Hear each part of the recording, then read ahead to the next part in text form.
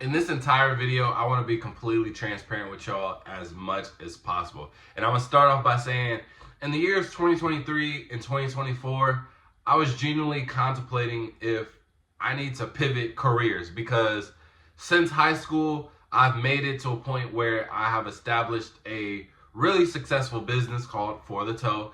And it's based off sneaker reselling. I've been able to sell to NBA players, rappers, influencers, been able to connect with people, been in places that I never dreamed of until now. And then in those years, it was just like sneakers was at an all-time bottom. Literally no one even cared about sneakers anymore. My highest selling products are literally sitting in shelves at your local Foot Locker with a price tag in them. And that just hurt my heart. And I wasn't making nearly as much money as I used to in the prime years. And I was like, dang, I might need to pivot to something else. Until 2025 came around, and now Resell is literally back.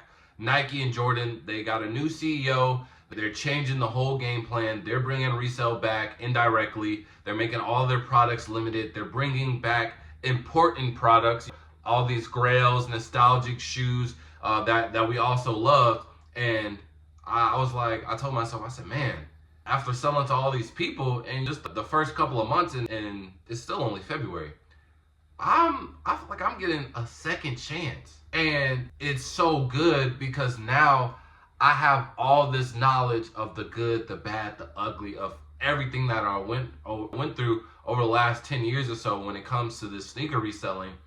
And I was like, you know what? There's somebody out here that's probably trying to get into reselling for the first time, or two, somebody that's trying to get back in the game. So in today's video, I want to help you guys. If you want to become a reseller, I'm gonna help you if you started with nothing. That's basically what I'm doing right now. And again, I'll be transparent. I'm not starting absolutely from scratch, but I have lost a handful of things, right? Even though I have my loyal clientele, high clientele, like I said, NBA players, all that, they will definitely always keep me afloat. But I'm losing a handful of customers because they're just not interested in sneakers no more. It's not really their thing anymore. I lost a lot of connects, plugs, because there wasn't money for them to be made anymore. So they left, or they just wanted to change careers. So everything has changed, and I've definitely had to take a step back. So it does feel like I am restarting. So in today's video, I'm gonna be giving you guys 4 different things that I would do if I was starting over from scratch to become a reseller. So without further ado, let's get straight into it. The first thing is figure out what kind of reseller you want to be. Now, back when I first started, there wasn't really too many different options to choose from, right? Everybody was sneakers was just now getting mainstream, so there wasn't really all these different avenues. But now there are a handful of choices that you can go. So first, I would just say the average reseller, and I think I would go in this category. This is the guy that he's connected with all the stores.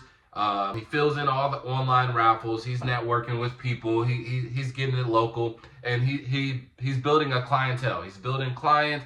He's selling on platforms like StockX and GOAT, and he's getting maybe anywhere between 1 to 50 pairs per release. That's me. And there are pros and cons to each one.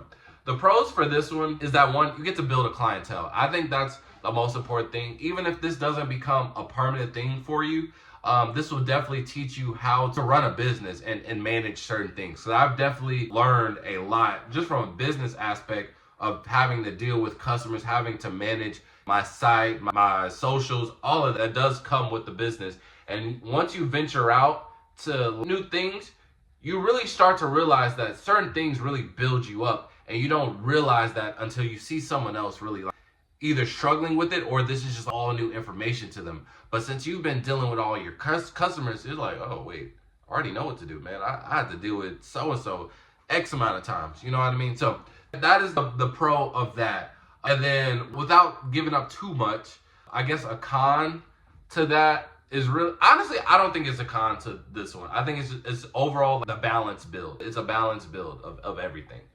Next up, though, is we have a bulk or wholesale reseller. And this is where you're just buying in bulk products at a time, and then you already got a buyer lined up. You got a store lined up. And once you buy that, you just instantly send it off to him, and you make your bread. And you can possibly branch off a couple of pieces if you do have your own clientele, maybe some homies. Maybe once you get big enough, people start hearing about your name, so you could drop off and you can make a little bit more bread versus just your bulk price. Now, there are definitely pros and cons to this one for sure. The pros, if you have the connect, this is one of the easiest things. If you have the connect and you have the money, this is the easiest way to be making money because it's all instant and you really don't have to worry about anything. But that's also the cons, because the cons, some of these bulk purchases be like 100K minimum. So if you don't have any way to build up that capital or resource that out, then obviously it's going to be extremely hard. And also, you're not making that much money on each product compared to a regular reseller, because you're either paying on top.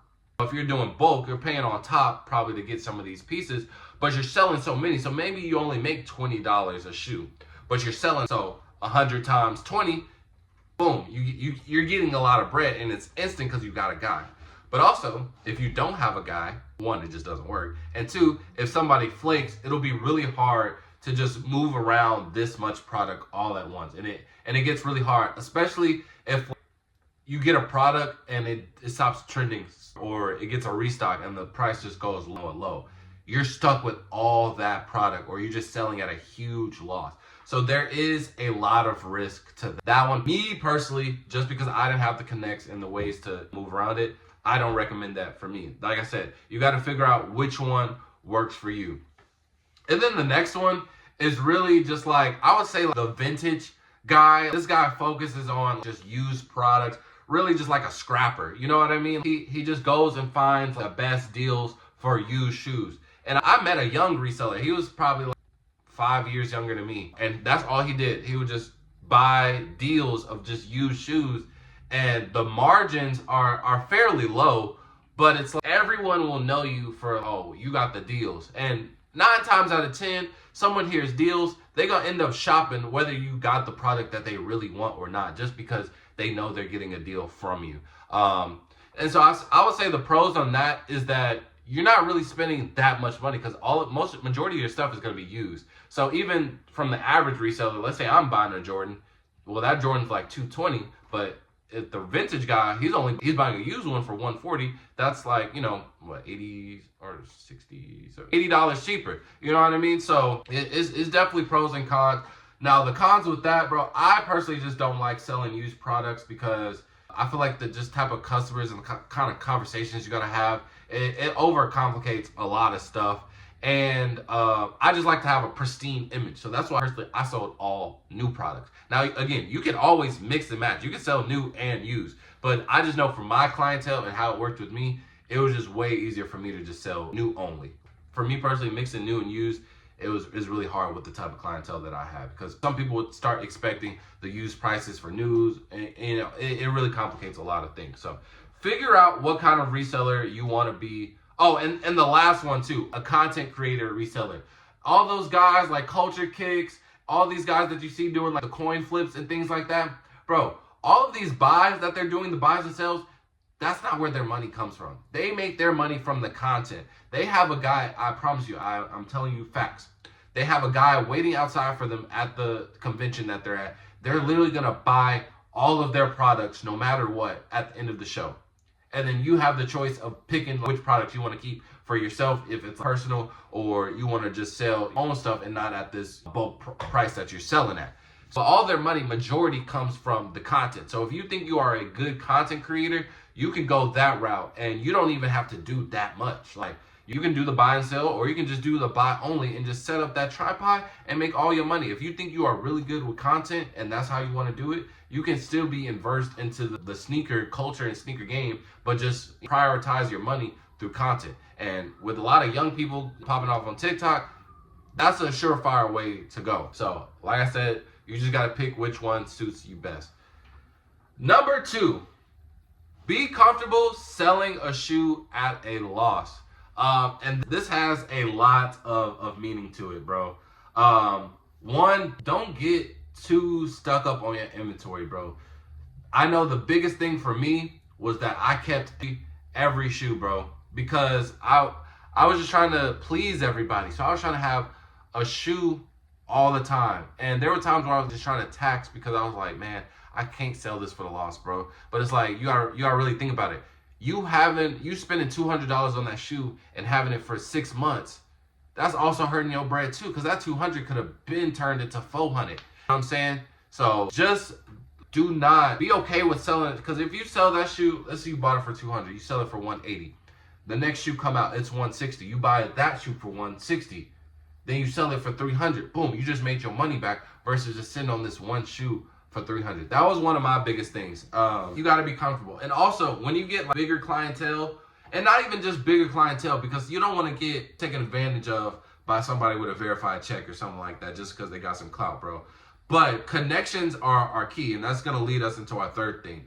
But there are certain times where your price might not meet up with this price from this buyer, but this buyer could help you out a long way, bro. I have customers to this day, bro. I'm super grateful for them. And yes, they have gotten steals from me. I have blessed them because they have brought me tons and tons of customers. They have brought me a lot of engagement. They help me out on certain things. Like I said, I sell to NBA players, bro.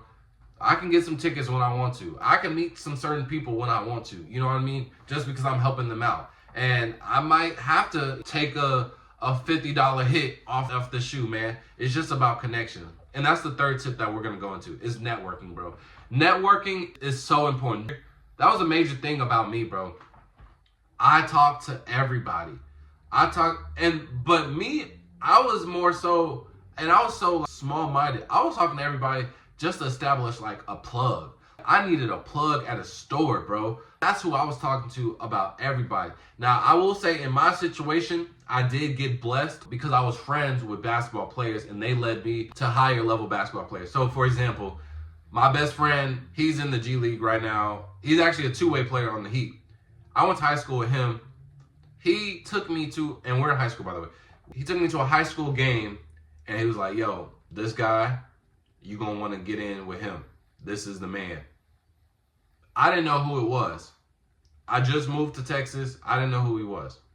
And then I seen grown men getting sticky notes to get a signature by him. Bro, who is he? What's his name? He said Tyrese Maxey. Didn't know who that was. Obviously, clear as day, I know who Tyrese Maxey is. One of my cool friends to this day, we're locked in. Follow me on the gram. We be texting whenever the time arises. But I got lucky in that way. But networking is key. So if you do got friends that are connected to higher up people, go talk to them. Maybe they can help you with your business indirectly. Or just go talk to these people at Foot Locker, bro. Maybe you seen a dude at your school and you, man, don't he work at Champs? Man, let me just start talking to bro. Whole time he gonna start messing with you with shoes from the back. Pause. That was crazy. And then also like convention. This is also one thing that I didn't do, which I wish I would have done earlier. And more frequent was go to these conventions, bro. Now, me personally, I don't like the conventions. I think it's an ugly place right now. Everybody just has high egos there. It is not fun to me. But I will say every time that I have connected with at least one person and that relationship was beneficial at some point in time in my life. So I'll leave it at that. So networking is huge. That is literally how I got all my plugs. That's how I got connected. There's no secret sauce to is literally talk to these employees, talk to whoever you can. If you see somebody with nice shoes, talk to them about it. And you never know who that person is. Whole time that's the shoe plug or that's the manager at Champs and he's gonna bless you with some shoes just because you complimented him. Networking is so key, bro. That's how you're gonna boost your sales no matter what, bro. And then the last one, post on every platform. When I first started, I was posting on Facebook Marketplace, OfferUp, Mercari, eBay, StockX, Go, Flight Club, Amazon. I have my own website. I was posting on literally every marketplace that was possible, every platform that was possible at the time. When I started, TikTok wasn't a thing, so I didn't have that option. But trust me, I would have been on that too. Facebook, I already said Facebook. But nah, Facebook Marketplace and actual Facebook, two different things. If you know, you know. But post on every platform, bro. Even if it's not just the product itself, the content as well. And I got a little bad habit of this too, bro. I don't post on my Instagram, even though my Instagram is fully established. But I don't post any of my content. Like majority of my followers don't even know I have a YouTube. I need to break that little ego thing. But posting on every platform, your content, your shoes, you never know who's watching, bro. You never know who's watching. And my motto, especially with this content thing, it only takes one video, it only takes one post for your whole life to change, bro. So post on every platform, get your business out as much as possible, get your product out as much as possible. And the main thing is just have this money in circulation, bro. Keep on selling and building a name, bro. So those are my 4 things. If I had to start over, if you do those 4 things, you are definitely, you're going to start out successful for real. Now, again, I've been doing this for up to 10 years now, and I have way more to do. So if you guys want a part 2 to this, let me know in the comment sections. And I also have a live giveaway too if you want to win a free pair of shoes. Comment on there as well if you want some more info on that. I already plan to do another video to this, like a part 2 of the 4 things that I wouldn't do again if I started from zero. But if you guys want a part 2 on 4 more things that you should do to start over or start with nothing, let me know in the comment section below, man. This was actually a really good video that I wanted to do because I really have felt like I am getting a second chance right now. And I feel so knowledgeable. I feel like a different person, which again, you should once you've been in a certain field for so long. But I'm experiencing this for the first time. So it's so surreal to me, and I wanted to be able to spread that with other people because, again, I never know who's watching. There has been people already that hit me up and was like, that has been asking me for advice. I know a lot of people, or a couple of people on my channel, are starting to get into this. So if I can help in any way possible, because like I said, I've already made my bread. I already got my connections. I want to be able to, I want to be more than that. I'm saying more than just the reseller. So I appreciate y'all for making it this far. And with that being said, man, fall out. Peace.